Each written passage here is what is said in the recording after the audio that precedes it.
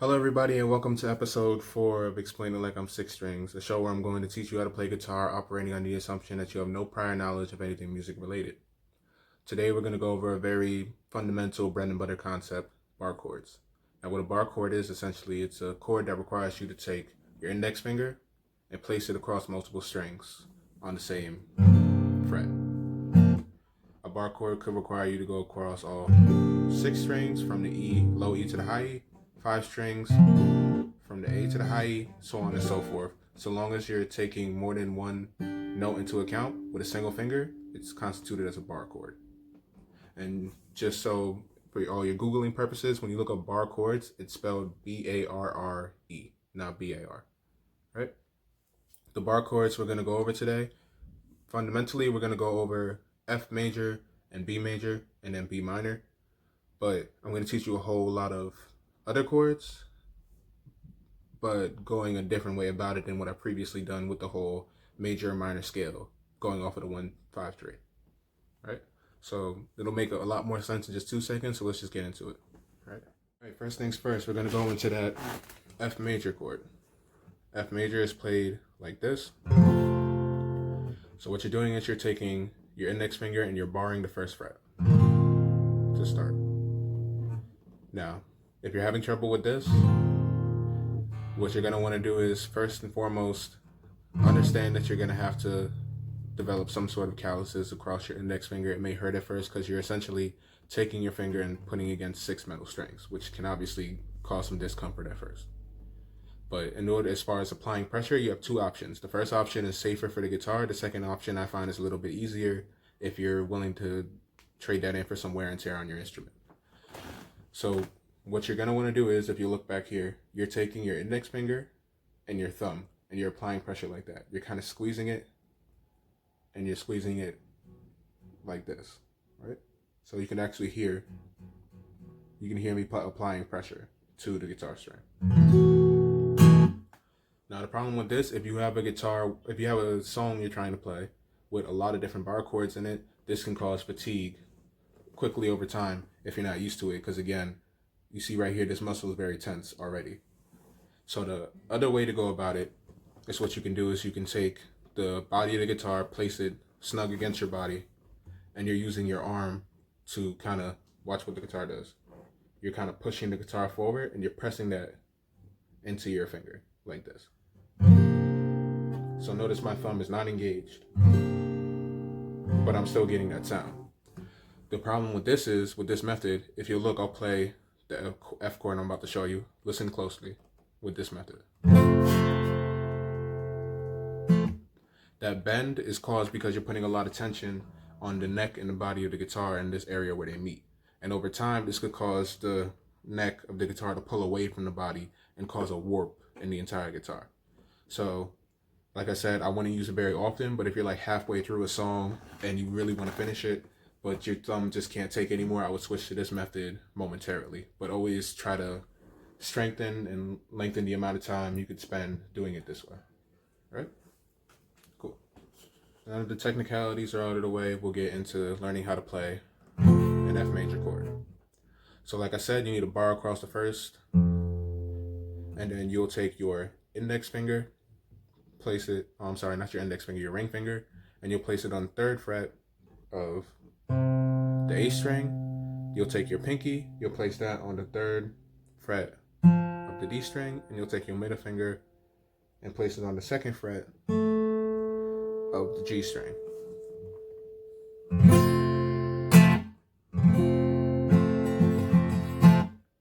And there you have it. Now, just to go into the 1, 5, 3 concept and everything, you have the 1 and the F, the 3 is going to be an A, and the 5 is going to be a C. So you need F, A, and C for this chord. So you have the F here, you have the C on the 3rd fret of the A, you have an octave of the F on the 3rd fret of the D string, and right here is where your A is going to be accounted for. The B is then manipulated a half step up to another C, and the E is manipulated a half step up to another F, making the full F major chord. Right?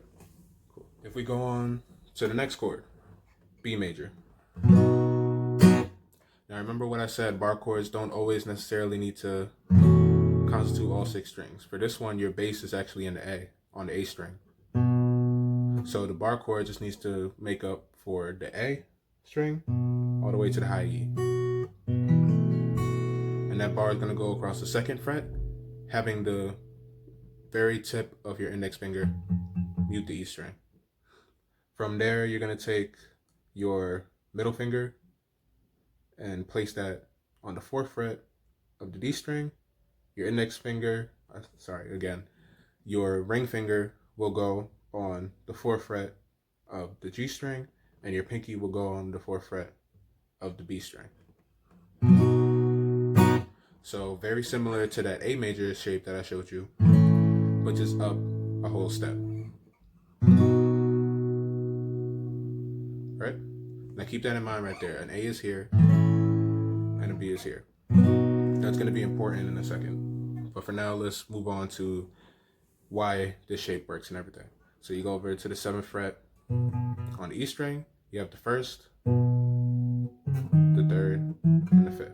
The 1st being a B, the 3rd being a D sharp, and the 5th being, let's see, we know this is an A, down a half step to G sharp to G, so this would be a G flat or F sharp. So we have B, D sharp, F sharp. We come up here, we have the B in the bass, we have the D up to the 4th fret, the D manipulated 4 steps up, we have D, D sharp, E, F, F sharp on the 4th fret. We go up to the G string, we have G, a whole step up from G will be A, and a whole step up from that we have another B right there. And on the B string, B, whole step to C sharp, and then a whole step to D sharp. So we have the B, the F sharp, and the D sharp all accounted for. The last chord that I'm ever going to teach you this way, B minor. Shape-wise, all you're doing is, much like I said before with the A major, you're taking that A minor shape I showed you, manipulating it up a whole step. And that makes it a B minor. Theoretically, you go up to the B minor shape, B minor scale shape. You go 1, 2, 3, 5. So 1, 3, 5, 1, 3, 5. You have a B in the bass.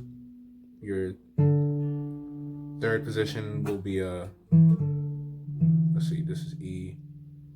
From E, you'll go back to D sharp. So this will be a D. You have B, D, and this right here. This is D, this is E, E, F, F sharp, right? So you have a B, a D, and an F sharp, which is why when you come here, it's the same shape, but you're taking that D sharp down a half step, so it's a D, right? Now how to play that, you take the B in the bass, you take the same 4th fret on the D string, 4th fret on the G string, but instead of 4th fret on the B string, you're gonna go up to the 3rd fret to account for that D. So.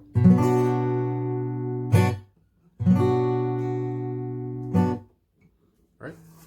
So now what I'm about to say is very general, and it only accounts for standard major and minor shapes.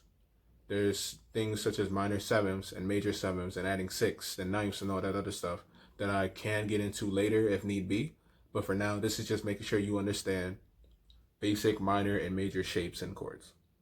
So if you notice with the chords that I showed you thus far, a lot of them have similar shapes. And that can probably be because they all come from similarly shaped scales, where you have the G minor scale, it's just this shape. You have the A minor scale, it's just the same shape in a different place. So if these scales are just the same shape in a different place, it would make sense that the chords are also just the same shape in a different place. You have the E minor chord, the E major chord that I showed you. If you go 1 step up in the scale from E, you get F. So if you take this shape for the E major chord and go up one step. Now you have F. Now you have F sharp major, G major, G sharp major, A major, just like that. So on and so forth for as far down as you can go on this side of the guitar. So if you take, so the way to play a major chord, a major bar chord, you take, find the bass on the E string, and then you play this shape that I'm gonna call 2-2-1. Because if you play from up here, E major, you'll have the second fret, and the first fret. A on the second fret, D on the second fret, G on the first fret. And your bass, we'll call that 0. So you have the E right here, and then 2-2-1. And now you have an E major. Skip all the way to A on the 5th fret. So this is now your 0 position. Then you go 2-2-1. You place the bar chord across the 5th fret, and you go 2-2-1, and now you have A major. Same thing with the E minor that I showed you. It's just 2-2-0. It'll be on the same fret as your bass. You take the E minor shape, playing E minor, go up to, again, to the 5th fret. We'll make the 5th fret the 0, bar that, and then play 2-2. Now you have A minor, A major, A minor. Go up to the G, G major, G minor. So if you remember these two shapes, you remember 2-2-1 and 2-2-0 for these two shapes. You can play on the lower end essentially every chord, so long as every chord from E to E in this octave, so long as it's comfortable to play it. The reason why I say so long as it's comfortable to play it is because sometimes maybe you don't want to go all the way up to the 12th fret to get that octave of E. Maybe that's too hard to play over here on an acoustic. So what you'll do is you'll go over to the other half of everything, where the bass is in the A string, and the shapes change slightly. But again, you already know those shapes because I showed you it for all these notes. If you have A major, again, now the bass is in the A string, and the shape for A major is just 2nd fret on the D, 2nd fret on the G, 2nd fret on the B. If we take that with the bass in the A,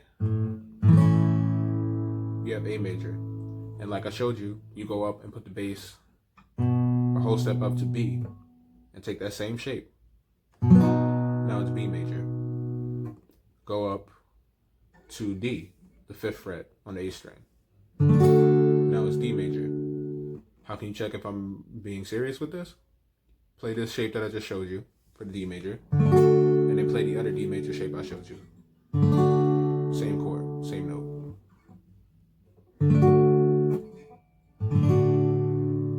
Alright?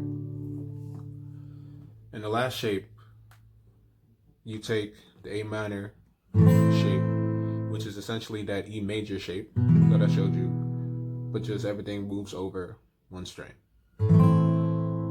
So you take the A minor, go up, B minor, go up to the 5th fret, D minor, go up to the 7th fret, E minor, over here, E minor, over here, E minor, right? I'm probably gonna have to go heavy with the visuals on this video so this makes more sense, but that's pretty much, that's it. That's the concept, right? So just remember F major, B major, B minor, and those shapes that I taught you. That 2-2-1 for major shapes on the low end, that 2-2-0 for minor shapes on the low end, 2-2-1 for minor shapes on the high end, and 2-2-2 for major shapes on the high end. All right? All right, thank you guys so much for watching this video. Again, feel free to rewind, and I'll probably have a lot of visuals and a lot of text up to help you better understand this concept that I'm talking about. But I promise you this will improve your playing monumentously when you get a better idea of these shapes and everything, and just start to see patterns in your playing and everything. Because once you see patterns and everything, you take difficult concepts and they start to seem more manageable because, oh, hey, I know that. You may not know how to play F sharp major, just thinking about it. But if you really take what I taught you and you think, oh, okay, so I need a F sharp major.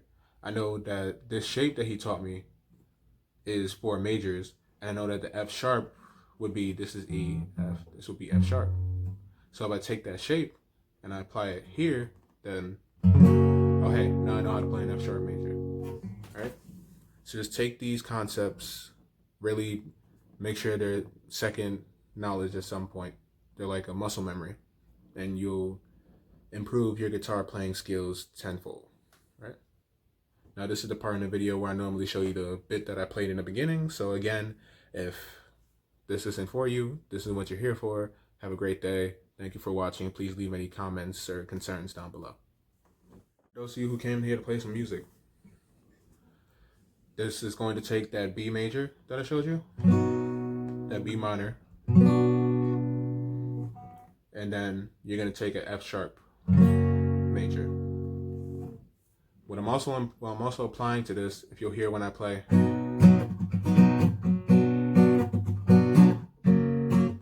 that rough sound. What I'm doing is I'm taking the pressure from the bar chord and I'm letting up a bit. So instead of playing the strings, they're muting them, and you're getting that percussive element. So you're gonna play the B major that I showed you. Actually, let me go about it this way. On the right hand, you're gonna go, so down, down, down, up, down, up, down, up, down, down, down, up, down, up, down, up.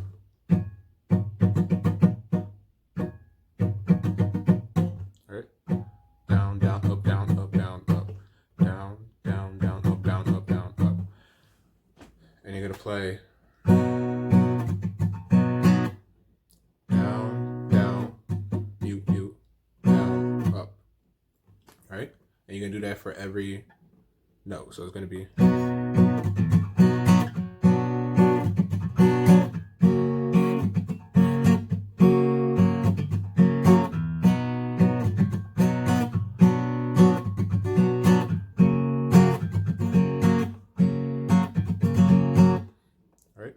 So we'll go through that slow one time. Ready? 1, 2, 3, B major. A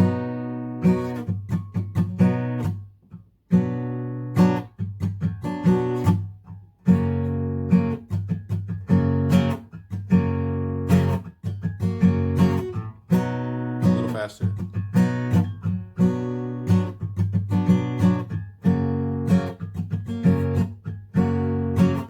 One more time and.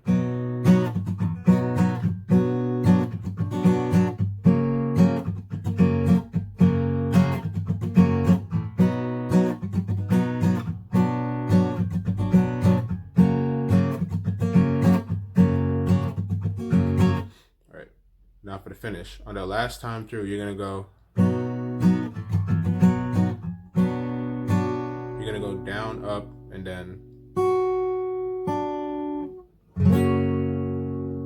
you're gonna go high E string, B string, and then just play that